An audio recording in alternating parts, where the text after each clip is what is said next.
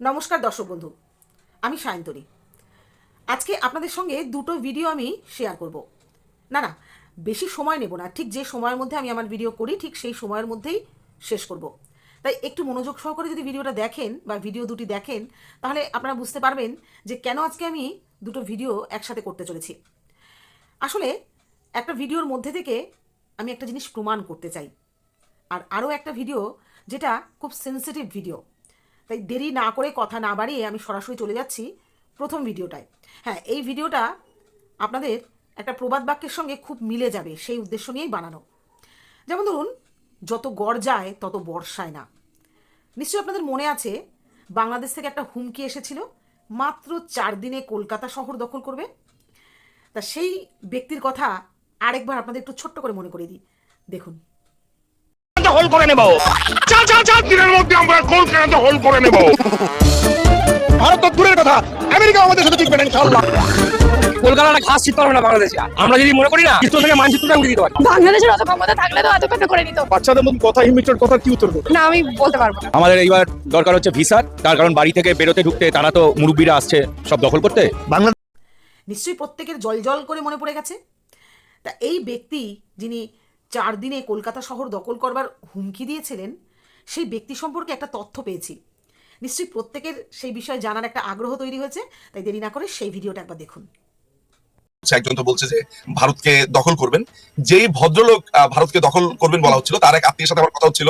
তিনি আমাকে বলেন যে ভাইয়া, আমার দাদু এই যে ধমকটা দিলেন সেদিন রাওয়া ক্লাবে, আপনি কি জানেন আমার দাদু নিজে ন্যাপি ব্যবহার করেন এখন, মানে উনার শারীরিক বিভিন্ন রকম সমস্যার কারণে উনাকে বয়স কারণে উনাকে, না এটা কিন্তু হাসির কথা নয়, এটা কিন্তু সত্যি কথা যে তিনি ন্যাপি ব্যবহার করেন।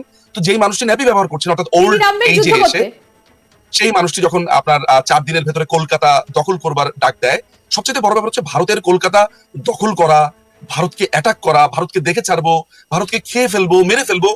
এই জায়গাটাতে এই অংশটা এলো কেন? তাহলে আমি কিন্তু প্রমাণ করেই দিলাম, যতটা গর্জায় ততটা বর্ষায় না। এই অবস্থায় নাকি ভারত দখল করতে আসবে, মানে কলকাতা শহর দখল করবে, তাও আবার 4 দিনে। একবার ভেবে দেখুন, এটাকে কি বলবে? নিছকই একটা মতিভ্রম, বয়সকালীন মতিভ্রম, তাই তো? নাকি আপনারা অন্য কিছু বলবেন? জানাবেন কিন্তু। কারণ এরকম বয়সে এসে এরকম পরিস্থিতিতে ভারত দখল করবে, এটা নেহাতি একটা দুঃস্বপ্ন ছাড়া আর কিছুই না এদের কাছে। যাই হোক, আমি আমার দ্বিতীয় ভিডিও পৌঁছে যাচ্ছি। এনাকে নিয়ে বেশিক্ষণ চর্চা করার মতো সময় বা ধৈর্য কোনোটাই আমার নেই, কারণ এগুলোকে ইগনোর করাই বেটার। বন্ধুরা, এখন যে বিষয় নিয়ে আমি বলতে চলেছি, যে ভিডিও আপনাদের সামনে এবং যে ভিডিও সম্বন্ধে আপনাদের সামনে বলতে চলেছি, এটা দেখার পর হয়তো আপনারা বাকরুদ্ধ হয়ে যাবেন। আর যারা দেখেছেন তারা নিশ্চয়ই বাকরুদ্ধ হয়ে গেছেন, এটা আমার বিশ্বাস। বাংলাদেশের মুক্তিযোদ্ধার যা পরিস্থিতি, আর বাংলাদেশ জানি না এতটাই ইন্ধনে লাফাচ্ছে যে হিতাহিত জ্ঞানটুকু তারা সম্পূর্ণরূপে হারিয়ে ফেলেছে। ভাবতে লজ্জা হচ্ছে যে এই বাংলাদেশের জন্য ভারত একসময় লড়াই করেছিল, 71-এর স্বাধীনতা আনা হয়েছিল এই বাংলাদেশের। আজ সেই মুক্তিযোদ্ধার গলায় জুতোর মালা। মুক্তিযোদ্ধা আব্দুল হাই কানু, কুমিল্লা থেকে তাকে আক্রমণ করা হয়। রাতের অন্ধকারে বাড়ি থেকে তুলে নিয়ে এসে জুতোর মালা পরিয়ে তাকে অপমান করা হয়, লাঞ্ছনা দেওয়া হয়, চূড়ান্ত অপমান। ভাবতে পারছেন বন্ধুরা? এই অপমান কেন করা হয়েছিল? তার অপরাধটা কী ছিল? যে সে মুক্তিযোদ্ধায় অংশগ্রহণ করেছিল। 71-এ রক্তের বিনিময়ে নিজের ভাষাকে স্বীকৃতি দেওয়ার চেষ্টা করেছিল, স্বাধীন করেছিল দেশটাকে। এটাই তার অপরাধ ছিল, তার প্রতিদান তাকে পেতে হচ্ছে। আজকে জানি না এই যে ঘটনাগুলো ঘটছে, এই ইন্ধনের পেছনে যিনি আছেন তার মোটিভটা কি? আদতেও কি বাংলাদেশ সেটা বুঝতে পারছে? সবার আগে আপনাদের একবার সেই ভিডিওটা দেখাবো যে কিভাবে মুক্তিযোদ্ধাকে অপমান করা হচ্ছে। আপনারা ভিডিওটা দেখুন, আপনাদের গা শিউরে উঠবে। বাংলাদেশের স্বাধীনতা ছিনিয়ে এনেছিলেন যিনি, তার সঙ্গে এমন ন্যাক্কারজনক আচরণ, অপমানের কথা বলতে গিয়ে গলা কেঁপে উঠেছে কুমিল্লার এই মানুষটির। মোহাম্মদ ইউনুসের আমলে এই বাংলাদেশের সঙ্গে তিনি মিল পাচ্ছেন সেই পাকিস্তানের, যাদের অত্যাচার থেকে বাঁচতে স্বাধীন বাংলাদেশের জন্ম হয়েছিল।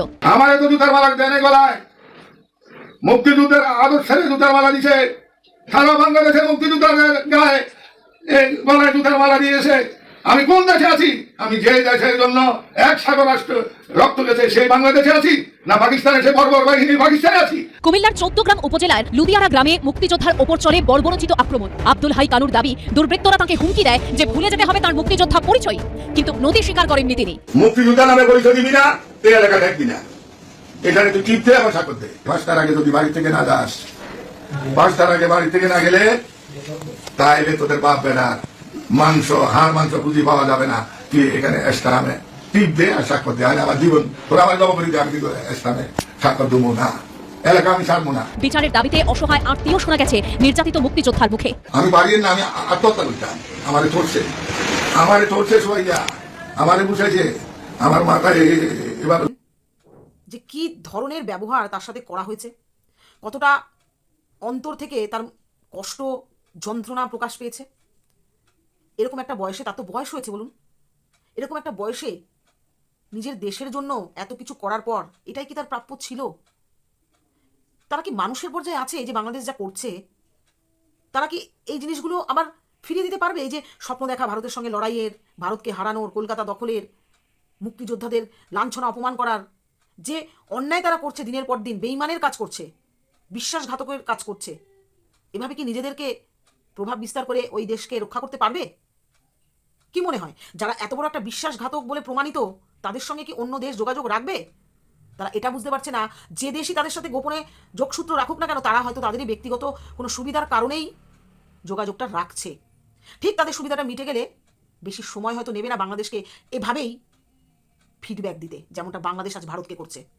এখন আপনাদের আমি একটা ভিডিও দেখাবো, সেই ভিডিওর মাধ্যমে এটা প্রকাশ পাবে যে বাংলাদেশের কোনো একজন মহিলা, তিনি তার ভিডিওর মাধ্যমে প্রচার করার চেষ্টা করেছেন যে বাংলাদেশের মানুষ কতটা ভুল করছে এবং বাংলাদেশের মানুষ যে কাজগুলো করছে, যার ইন্ধনে করছে, সে আদতেও ঠিক কী করতে চলেছে। আপনারা হয়তো আমার কথাটা বুঝতে পারলেন না। মোহাম্মদ ইউনুস, তারই ইন্ধনে যে বাংলাদেশে এই ভয়ঙ্কর পরিস্থিতি তৈরি হয়েছে, এটা মনে হয় আমরা প্রত্যেকেই জানি তো। কিন্তু তিনি, অর্থাৎ মোহাম্মদ ইউনুস, এই যে বাংলাদেশের সঙ্গে ভারতের একটা খারাপ পরিস্থিতি তৈরি করে দিচ্ছে ইন্ধন জুগিয়ে, আদতেও তার উদ্দেশ্যটা কি, সেটি কি কারণে এগুলো করছে এবং তার পরিণতিটাই বা কি? আদতেও কি ইউনুসের কোনো সমস্যা হবে? সমস্যা হবে কাদের? বাংলাদেশের সাধারণ মানুষগুলোর। ঠিক কি বলতে চেয়েছেন এই ভদ্রমহিলা তার ভিডিওর মাধ্যমে?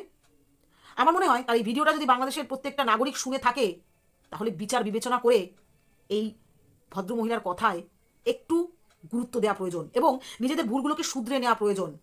কারণ আগামী ভবিষ্যৎ কিন্তু বাংলাদেশের ভীষণ খারাপ দিকে ইন্ডিকেট করছে। বাংলাদেশের এই পরিস্থিতিটা ঘটিয়ে দেওয়ার পর এই মোহাম্মদ ইউনুসকে কি পাওয়া যাবে? সে কোথায় থাকতো? সে কোথায় ফিরে যাবে? সে কেন এটা করছে? কখন থেমে যাবে? এই পরিস্থিতির মূলে তাকে ধরা হবে কি অন্য মানুষের বা সাধারণ মানুষের খেসারত দিতে হবে? সবটাই দেখতে পাবেন এই ভিডিওর মাধ্যমে। একবার দেখে নিন ছোট্ট একটা ক্লিপ। ভারত বিরোধী আন্দোলনে উস্কাচ্ছে, সেম কাজটি আপনারা করতে যাচ্ছেন। এক হচ্ছে, ভারত আপনাদের কি করেছে যদি কোশ্চেন করি, কি বলবেন? তারা হিন্দু? এটা কি মানে আমাদের জন্য কোনো অপরাধের কোনো বিষয়? আচ্ছা, দ্বিতীয়ত, যারা বলছেন আরে বাপ রে বাপ, ইউনুস সাহেব তো সেই দেখিয়ে দিল, এই হচ্ছে শিক্ষিত মানুষের ব্যাপার স্যাপার, হ্যাঁ মানে ঠিক জায়গায় নাকি ইউনুস সাহেব আঘাত করেছে। একবার কি চিন্তা করেছেন যে ইউনুস সাহেব আসলে কে? উনি হচ্ছেন অন্তর্বর্তী সরকার, যে কোনো সময় চলে যাবেন। হ্যাঁ, সেটা ভেজাল বাঁধিয়ে দিয়েও যেতে পারে, আপনাদেরকে যুদ্ধের ময়দানে ছেড়ে দিয়েও চলে যেতে পারে। দ্বিতীয়ত, ওনার কোনো জবাবদিহিতা করতে হবে না। এর মানে উনি যদি কোনো অন্যায় করে থাকে, আপনারা তার গলা কিন্তু টিপে ধরতে পারবেন না। তৃতীয়ত, উনি হচ্ছেন আমেরিকান নাগরিক, বাংলাদেশে থেকে আপনাদের গৃহযুদ্ধ উপভোগ করা বা যে কোনো দেশের সাথে যুদ্ধ উপভোগ করা ওনার দায়িত্বের মধ্যে পড়েও না এবং উনি এটা করবেনও না। উনি কিন্তু আপনাদের ফেলে চলেই যাবে। তো একবার চিন্তা করে দেখবেন যে এই যে একটার থেকে একটা উস্কানিমূলক কাজগুলো ছড়িয়ে দিচ্ছে আপনাদের মাঝে, সাধারণ জনগণের মাঝে, আপনারা কিন্তু দেশ ছেড়ে যেতে পারবেন না। আপনারা দেশেই থাকবেন, দেশের যুদ্ধ উপভোগ করবেন, দেশের খাদ্যের এই ঊর্ধ্বগতি উপভোগ করবেন, না খেয়ে আপনারা থাকবেন। ভারতের সাথে যুদ্ধ, এটাকে এতই সোজা মনে হলো এবং কোনো কারণ ছাড়া। তারা হিন্দু, এই কারণে তাদের সাথে যুদ্ধ করতে পারে। এর থেকে হাস্য করার কিছু আছে? এর থেকে কি হাস্য করার কিছু আছে? মানে আপনারা কি শুরু করছেন? মানে মূর্খতার আর কত দূর পরিচয় দিবেন? আর সাধারণ জনগণ সমন্বয়কদের সাপোর্ট করে আপনারা কি বোঝেন নাই যে নিজেদেরকে কোথায় নিয়ে গেছেন? বাচ্চা কাচ্চা থেকে শুরু করে মা বোন থেকে শুরু করে কেউ আজ নিরাপদ নয়। কারো মুখে আপনারা 3 বেলা ভালো খাবার তুলে দিতে পারছেন না, বুঝতে পারছেন না? আবার এবার ভারতের উস্কানিতে আবার আপনারা লাফাচ্ছেন। কি করবেন? যুদ্ধ করে কি করবেন? ভারতের সাথে যুদ্ধে পারবেন আপনারা? আচ্ছা ঠিক আছে, পেরেও গেলেন। যুদ্ধ চলাকালীন সময় ইউনুস সাহেব থাকবে আপনাদের পাশে দাঁড়িয়ে থাকবেন। উনি তো যখনই সবকিছু বাঁধিয়ে দিয়ে জঞ্জালের মধ্যে আপনাদেরকে ফেলাই দিয়ে উনি ওনার আখের গুছিয়ে উনি চলে যাবেন। তারপর কি করবেন আপনারা? ভেবে দেখেছেন আপনারা কি করবেন? ইউনুস সাহেব অন্তর্বর্তী সরকার, উনি কোনো পার্মানেন্ট কোনো সরকার না যিনি আপনাদের জবাবদিহিতার মধ্যে পড়বেন বা জবাবদিহি আপনারা তাকে করতে পারবেন বা উনি পালাতে পারবেন না। একবার ভেবে দেখবেন অন্তর্বর্তী সরকারের কি কি সুযোগ সুবিধা আছে, এটা একবার চিন্তা করে দেখবেন। হুজুগে একবার তো লাফিয়ে দেশটা ধ্বংস করেছেন, যেটুকু আছে সেটুকু আর করবেন না।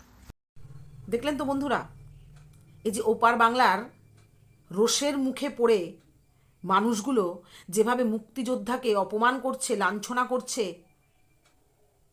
এদের পরিণতিটা ঠিক কোন জায়গায় পৌঁছতে চলেছে। যার ইন্ধনে এগুলো করছে তার মোটিভটা আপনারা শুনলেন। তারপর এরা কি করবে? বাংলাদেশ যে এত তরপাচ্ছে, এই তরপানিটা শেষ হলে তাদের কি হবে তারা কি ভেবেছে? আখিরের লাভটা কার হচ্ছে আর লোকসানটা কার হচ্ছে, এটুকু বোঝার মতো ক্ষমতা বা শিক্ষা তাদের মধ্যে কি সত্যি নেই, নাকি তারা মানে কোনো হিপনোটাইজ হয়ে গেছে?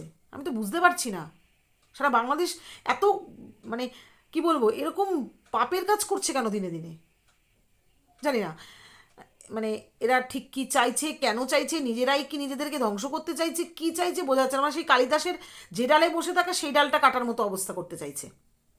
এরা কি চাইছে সত্যি আমার মাথায় ঢুকছে না। বন্ধুরা, আপনারা দেখলেন, সবটাই আপনাদের দেখালাম, আপনারা একটু মতামত দেবেন, কারণ আপনাদের মতামতে হয়তো আমিও কিছু বুঝতে পারবো যে তাদের উদ্দেশ্যটা কি। কারণ সত্যি আমার মাথায় ঢুকছে না যে এই ঘটনাটা কিছু কিছু মানুষ বুঝতে পারছে আর কিছু কিছু মানুষ কেন বুঝতে পারছে না। তাদের সাথে কি হয়েছে, মানে তারা কি কোনো মানে রোগাক্রান্ত, মানসিক রোগাক্রান্ত, নাকি শারীরিক, না কি, কিছুই বুঝতে পারছি না। তাহলে এরকম টাইপের কেন কাজ করছে তারা, কেন করছে এটা ঠিক বুঝতে পারছি না। আপনারা যদি বুঝতে পারেন প্লিজ আমাকে একটু হেল্প করুন, আমি সত্যি বুঝতে পারছি না। আমাকে একটু মতামত দিন, আপনাদের মতামত পড়তেও আমার ভালো লাগে এবং আমি আপনাদের মতামতই একমাত্র বুঝতে পারি, তার বাইরে আমার সত্যি কোনো ভাষা মাথায় আসে না। যাই হোক, আজ নমস্কার, আবার দেখা হবে নতুন কোনো ভিডিওতে। ভালো থাকবেন সবাই।